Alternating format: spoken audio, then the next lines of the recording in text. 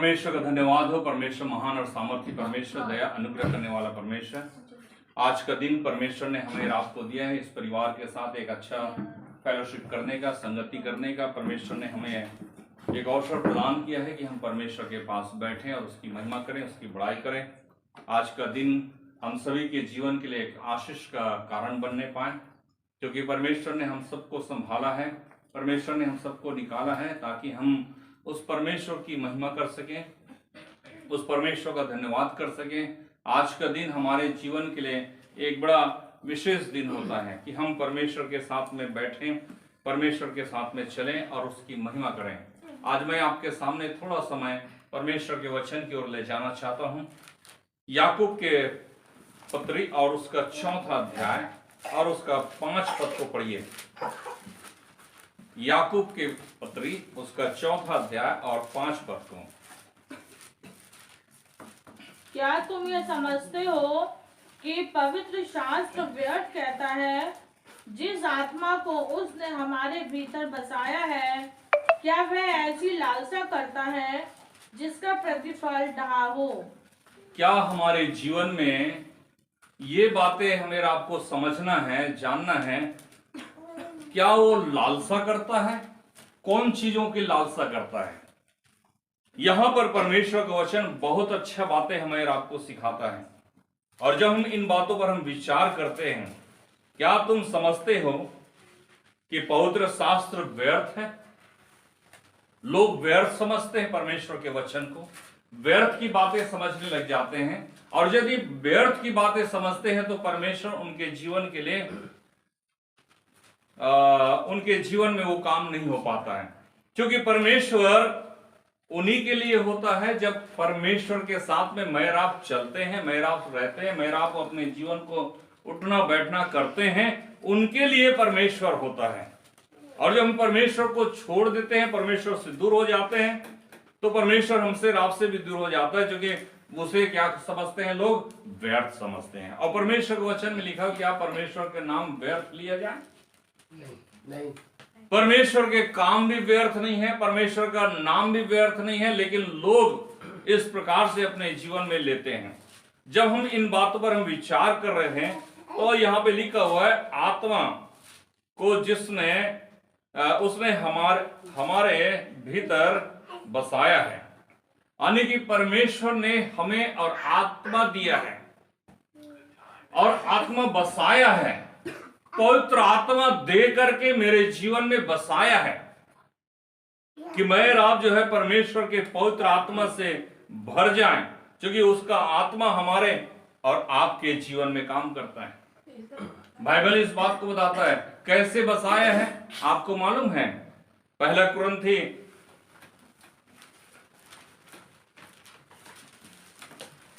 और उसका 6:19 में लिखा है, ये हमें आपको मिलता है। क्या तुम नहीं जानते कि तुम्हारी देह पवित्र आत्मा का मंदिर है। पवित्र आत्मा का मंदिर है। हालेलुया। परमेश्वर हमें और आपको जिस मंदिर में बसाया है, जिस मंदिर में हमें और आपको परमेश्वर रखना चाहता है, यानी कि परमेश्वर का आत्मा हमारे ऊपर, हमारे जीवन के अंदर रहना चाहता है, ये मंदिर है।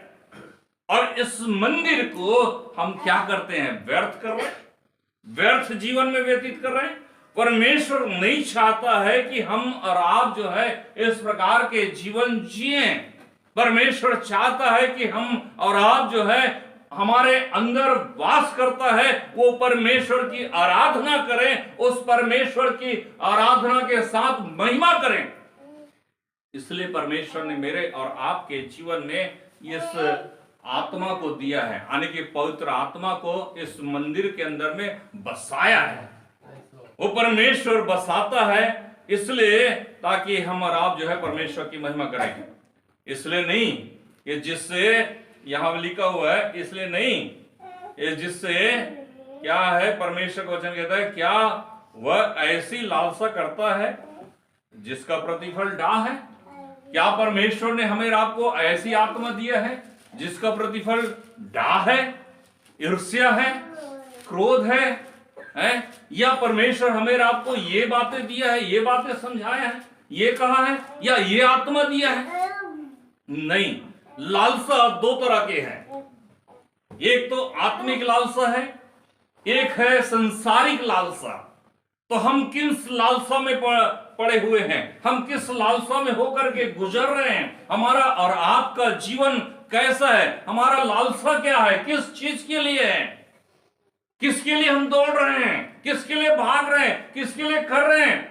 आज बहुत से लोग सोचता है मैं अपने जीवन के लिए कर रहा हूं, केवल अपने परवरिश करता हूं, अपने जीवन को बनाना चाहता हूं और अपने जीवन के लिए बस खाओ पियो और मर जाओ, बस इसी के लिए आए हैं, हम इसी के लिए हैं, इसके अलावा और कुछ नहीं हमारे जीवन में। क्या नहीं है कि हम उसकी गवाही दें, क्या नहीं है उसकी हम बड़ाई करें, क्या नहीं है हम उसके नाम को ऊंचा करें, क्या नहीं है हम उसके नाम से प्रचार करें, क्या नहीं है कि हम उस जगह में जाएं और उस काम को करें जो यीशु मसीह ने मेरे और आपके जीवन में पवित्र आत्मा बसाया हुआ है।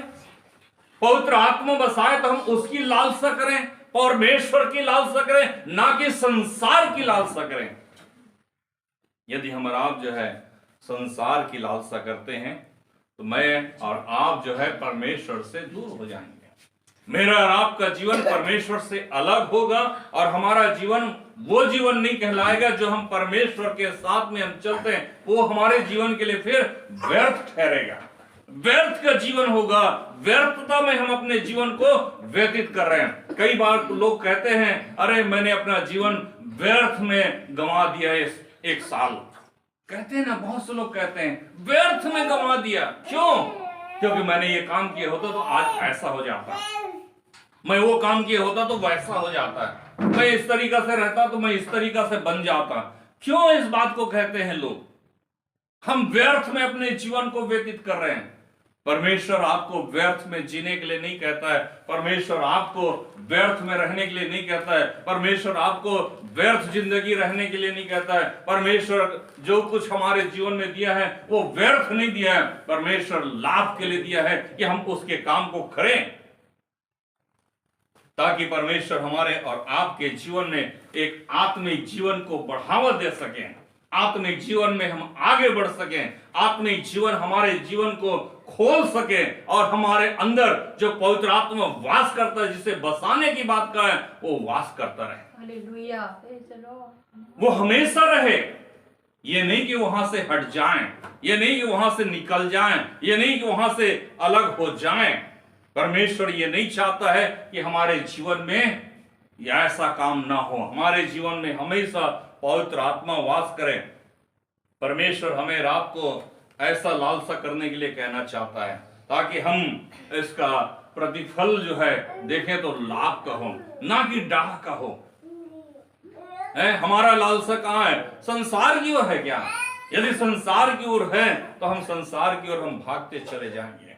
परमेश्वर हमें रात को संसार की ओर नहीं आगे बढ़ाना चाहता है कि हम और आप जो है आगे बढ़ें, क्योंकि हमारे और आपके जीवन के लिए परमेश्वर एक ही रखा हुआ है और वो है स्वर्ग, कि हम उस स्वर्ग में जाएं और उसकी महिमा करें, उसकी आराधना करें। ये हमारी लालसा यदि बड़े होगा तो हम स्वर्ग में जाएंगे, यदि हमारी लालसा छोटा होगा तो हमारा संसार की ओर भागेगा। हमारी लालसा बड़ा होना चाहिए, परमेश्वर के प्रति होना चाहिए, विश्वास योग्य के साथ बड़ा होना चाहिए, ताकि हम परमेश्वर के साथ में आगे बढ़ें। एक ऐसा लालसा होना चाहिए, आत्मिक लालसा होना चाहिए, स्वर्ग जाने के लालसा होने चाहिए, स्वर्ग के लिए काम करने के लालसा होना चाहिए। हम जब ऐसे लालसा रखेंगे तो एक बड़ा होगा। यदि हम छोटे लालसा रखेंगे तो संसार आपको खींच लेगा, संसार की ओर चले जाएंगे और संसार हमें आपको नाश करना चाहता है।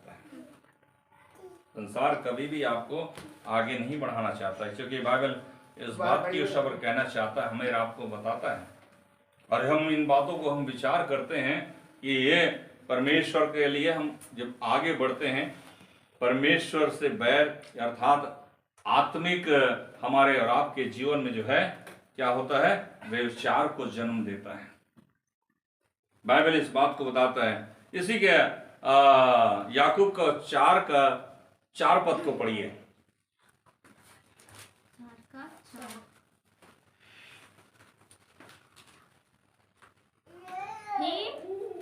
हे व्यभिचारिणियों, क्या तुम नहीं जानती कि संसार से मित्रता करनी परमेश्वर से बैर करना है? अतः जो कोई संसार का मित्र होना चाहता है वह अपने आप को परमेश्वर का बैरी बनाता है। हाँ, देखिए क्या कहना चाहता है। जो कोई संसार का मित्र होना चाहता है वह अपने आप को परमेश्वर का बैरी बनाता है। जो कोई परमेश्वर से यानी कि प्रेम नहीं रखता है तो वो जो है संसार से मित्रता रखता है। और बाइबल इस बात को बताता है, जो संसार को अपना मित्र बनाता है वो परमेश्वर से बैर रखता है। जो संसार की ओर भागता है, संसारता में अपना जीवन व्यतीत करना चाहता है, तो इसका मतलब है परमेश्वर से अलग होना, परमेश्वर से दूर होना। परमेश्वर हमें आपको दूर नहीं कर रहा है, हम अपने आप को दूर कर रहे हैं। हम स्वयं अपने आप को जो है परमेश्वर से अलग रास्ता, अलग दिशा में हम जा रहे हैं। हमारा जीवन जो है जा रहा है, क्योंकि परमेश्वर नहीं चाहता है कि हम उससे बैर करें। परमेश्वर से कोई भी बैर नहीं कर सकता, लेकिन संसार का जो हाकिम है अर्थात शैतान, वो परमेश्वर से बैर रखता है और वो चाहता है कि आप भी परमेश्वर से बैर रखें। और बैर कैसे रखें? ये ना कारा काम करके हम जो है परमेश्वर को बैर दिला सकते हैं। हम परमेश्वर से अलग होकर के हम इस काम को जो है बैर का काम कर सकते हैं, क्योंकि आत्मिक व्यभिचार इसे कहते हैं। हमारे आपके जीवन में जो है जो एक लालसा होती है वो क्या है? एक आत्मिक व्यभिचार को जन्म देती है। और ये आत्मिक व्यभिचार जो है हमारे जीवन में नाना प्रकार के आते हैं और हम इस प्रकार से जो है हम उसमें फंस जाते हैं। अर्थात परमेश्वर और हमारी उसके प्रति वचनबद्धता को के लिए अर्थात ईमानदार न होना, यानी वचनबद्ध जो कहते हैं ना, वचनबद्धता या ईमानदार न होना। किस बात के लिए? आत्मिक व्यभिचार करने से हम जो परमेश्वर ने हमसे वचन दिया है, वायदा दिया है, उससे हम क्या हो जाते हैं? मुकर जाते हैं। वचन परमेश्वर ने किसको दिया था? आदम को दिया था। वचनबद्धता के रूप में जो है वो तो हमेशा कट्टर था, लेकिन उसकी पत्नी ने उसको गिरा दिया, उसकी पत्नी ने उसको फल खिला दिया, वो वचन से टूट गया, जो ईमानदारी था वो खत्म हो गया। हमारे और आपके जीवन में भी संसार जो है, जब हम इस प्रकार के काम करते हैं, संसारिकता जीवन में जो है हम चलते हैं, तो वो हमें और आपको परमेश्वर के प्रेम से या परमेश्वर से हमें क्या कर देता है, अलग कर देता है। जो वचन हमने परमेश्वर से बांधा है, जो वचन हमने परमेश्वर से कहा है कि मैं आज चलूंगा, वो हमें और आपको शैतान क्या कर देता है, तोड़ने में मजबूर कर देता है, तोड़ने में मजबूर कर देता है। फिर हम परमेश्वर के प्रति ईमानदार नहीं रहते हैं, हम परमेश्वर के प्रति वफादार नहीं होते हैं, हम परमेश्वर के प्रति ईमानदार नहीं होते हैं, क्योंकि जो परमेश्वर कहना चाहता है और जो परमेश्वर हमें आपको बताना चाहता है, वो यही बातें हमें आपको सिखाता है। और ये इस बात को बताना चाहता है, जो कोई संसार को मित्र बनाना चाहता है, जो कोई संसार को मित्र बनाना चाहता है, संसार को यदि कोई अपना मित्र बनाना चाहेगा तो वो परमेश्वर को बैर दिलाता है, वो परमेश्वर से बैर रखता है। यानी कि परमेश्वर इस प्रकार से जो है उनसे प्रेम करता है, लेकिन वो शैतान जो है आपके मन में आ करके वो डालता है ताकि आप परमेश्वर से बैर रखें। आज मनुष्य जो है संसार में जो है इसी प्रकार से फैलते चले जा रहे हैं। इनको हम समझाते हैं, लोगों को बताते हैं, लोगों को सुनाते हैं, ताकि लोग सुने और समझे और जाने और विश्वास करें, ईमान लाएं और प्रभु के साथ में चलें, उसके डर और भय में रहें, अपना जीवन व्यतीत करें, जिससे परमेश्वर उनके जीवन में एक नई आशीष दे।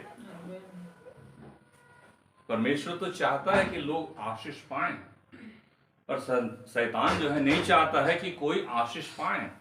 शैतान जो है हमेशा अपनी मित्रता में लेकर के उन्हें नाश की ओर ले जाता है। यीशु मसीह ने भी कहा, मैंने तो उससे मित्र बनाया है।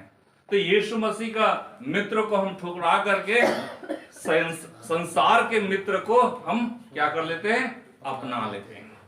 संसार का मित्र उसे प्रिय लगने लगता है, लेकिन परमेश्वर का मित्र जो है हमें प्रिय नहीं लगता है, क्योंकि हमारी लालसा कहां चले गया, शैतान की ओर चला गया। बाइबल में कि हमें आपको मिलता है, बाइबल में जब हम पढ़ते हैं तो यहाँ पे लिखा हुआ है पहला यूहन्ना और उसका 2 और 15 से 17 पद पढ़िए। पहला यूहन्ना उसका 2 अध्याय। तुम न तो संसार से और न संसार में की वस्तुओं से प्रेम रखो। यदि कोई संसार से प्रेम रखता है तो उसमें पिता का प्रेम नहीं है, क्योंकि जो कुछ संसार में है, अर्थात शरीर की अभिलाषा और आंखों की अभिलाषा और जीविका का घमंड, वह पिता की ओर से नहीं परंतु संसार की ओर से है। संसार उसकी अभिलाषाएं दोनों मिटते जाते हैं, पर जो परमेश्वर की इच्छा पर चलता है वह सर्वदा बना रहेगा। Thank you. परमेश्वर का वचन इस बात को बताता है, जब हम इन वचनों को हम ध्यान से देखें तो परमेश्वर वचन कहता है, तुम ना तो संसार से और ना संसार में को वस्तुओं से प्रेम रखो। यानी कि परमेश्वर हमें आपको नहीं कहता है कि आप संसार से प्रेम रखो, और न उसमें का जिससे आप प्रेम करते हैं उससे भी हमें आपको मना कर रहा है कि आप उससे भी प्रेम न रखें। तो हम किससे प्रेम रखें? बाइबल इस बात को बताता है, यदि कोई संसार से प्रेम रखता है तो उसमें पिता का प्रेम नहीं है। यानी कि हम परमेश्वर से फिर प्रेम नहीं रखते, उसमें पिता का प्रेम नहीं है।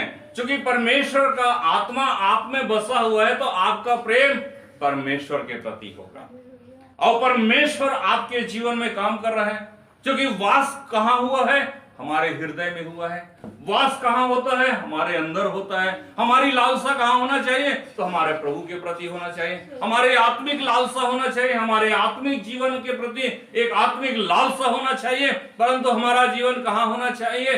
परमेश्वर के साथ में होना चाहिए। लेकिन हम किसके साथ में रखते हैं? संसार की ओर रखते हैं, संसार से प्रेम करने लग जाते हैं, संसार की बातों पर हम अपना मन लगाने लग जाते हैं। और यहां लिखा हुआ है, क्योंकि जो कुछ संसार में है, अर्थात शरीर की अभिलाषा। अब देखिए, संसार में जो कुछ है, तो यहां पे 3 बातें हैं।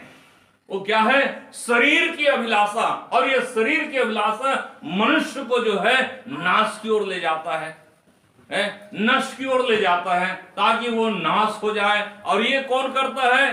शैतान ही करता है। अभिलाषा कौन लाता है? लालसा कौन दिलाता है? शैतान दिलाता है। अरे चलो, मैं तुझे एक अच्छा जगह पे ले चलता हूं, जिनका शादी नहीं होता है तो उन लोग को क्या कहते हैं? चलो अच्छा लड़की दिलाता हूं, और वो फंस जाते हैं। कई बार इस प्रकार से लोग जो है लेकर के जाते हैं, एक लालसा दिलाते हैं। ये क्या है? ये शरीर की अभिलाषा है। दूसरा, आंखों की अभिलाषा है। बहुत से लोगों के जीवन में आंखों की अभिलाषा होता है, आंखों के प्रति जो है वो प्यार दिखाई देता है। अच्छा, वो आंख हमारे क्या करता है? देखते रहता है, अभिलाषा है। और वो अभिलाषा हमारे मन के अंदर में आता है, हमारे हृदय में आता है, और वो हमें आपको क्या करता है? संसार की ओर ले जाता है। ये भी संसार का एक हिस्सा है जो हमें आपको इस संसार की ओर डुबाना चाहता है। और शैतान ही है जो हमें और आपको ये अभिलाषा दिखाता है, उसके प्रति लालसा दिखाता है, ये हम उसके प्रति देखें। और तीसरा यहां पे कहता है जीविका का घमंड। बहुत से लोग जीविका का घमंड करते, अपने पर घमंड करते। हम घमंड करें, लेकिन किस बात पर? यीशु मसीह पर। हम घमंड करें इस बात के लिए कि यीशु मसीह मेरे साथ है। घमंड इस बात का होना चाहिए। लेकिन लोग जो है अपने जीवन का घमंड करते हैं, मैं बड़ा आदमी हूं, मैं छोटा आदमी नहीं हो सकता, बहुत ऊंचे स्थान पे रहने वाला, बड़े बड़े गाड़ियां हैं, बड़े बड़े हमारे पास सब कुछ है, बड़े डींगे मारते रहते हैं। तो ये क्या होता है? एक घमंड है। मनुष्य के जीवन में यह संसारिकता को दर्शाता है। यीशु मसीह में आपके जीवन में आत्मा दिया हुआ है, वो बसा हुआ है। ये बसा हुआ आत्मा ये डाह करता है क्या? आत्मा बसा हुआ वो आत्मा डाह करता है क्या? पवित्र आत्मा कभी डाह नहीं करता। जब पवित्र आत्मा डाह नहीं करता है तो लोग कैसे डाह करने लग जाते हैं? क्योंकि परमेश्वर का आत्मा आप में बसा हुआ है। परमेश्वर हमारे और आपके जीवन में बसे हुए हैं। और जब परमेश्वर का आत्मा हमारे जीवन में है तो हमें रात को जो है कोई भी संसार की अभिलाषाएं छू नहीं सकती।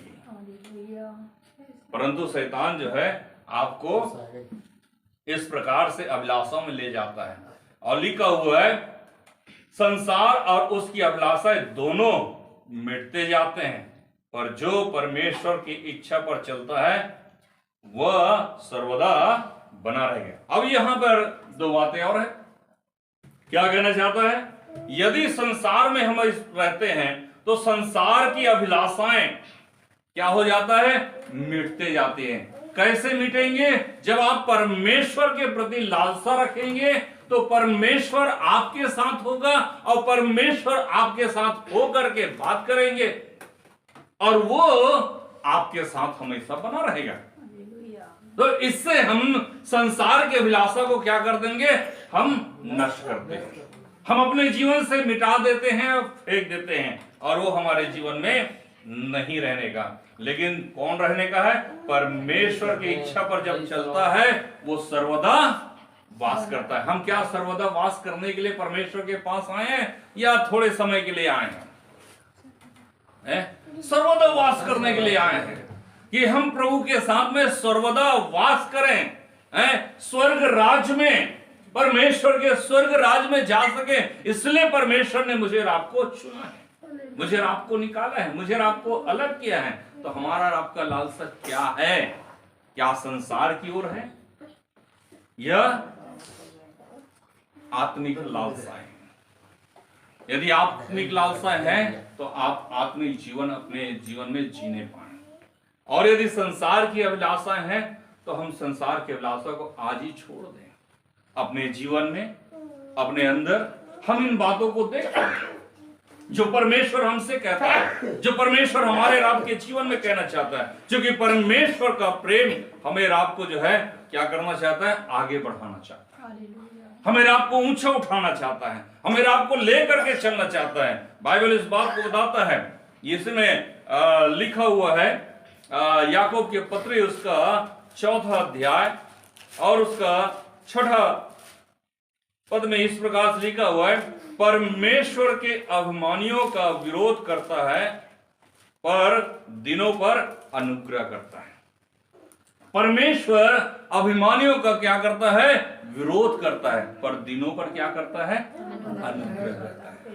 हम परमेश्वर के सामने अपने आप को दीन बनाएं, हम अपने आप को नम्र बनाएं, परमेश्वर के लालसा पर हम चलने पाएं, परमेश्वर की इच्छा पर चलने पाएं, परमेश्वर की इच्छा के अनुसार से अपने जीवन व्यतीत करने पाएं, जो परमेश्वर हमसे चाहता है। क्योंकि परमेश्वर का इच्छा यही है कि वो परमेश्वर से प्रेम करे। क्योंकि परमेश्वर हमें और आपको क्या इस बात की खबर कहा है? वो ये की चीज हमें और आपको कहा है, वो ये है कि जिस आत्मा को उसने हमारे भीतर बसाया है, आने के जिस आत्मा का मतलब है पवित्र आत्मा को हमारे अंदर बसाया है। और जो पवित्र आत्मा हमारे जीवन में बसाया है, वो आत्मा हमारे और आपके जीवन में काम करता है, ना कि हमारे जीवन में वो बसाया है जैसे क्या वह ऐसी लालसा करता है जिसका प्रतिफल डाह है। परमेश्वर का आत्मा कभी डाह का प्रतिफल नहीं करता है। परमेश्वर का आत्मा का काहे का फल करता है? फल मतलब फल का ही,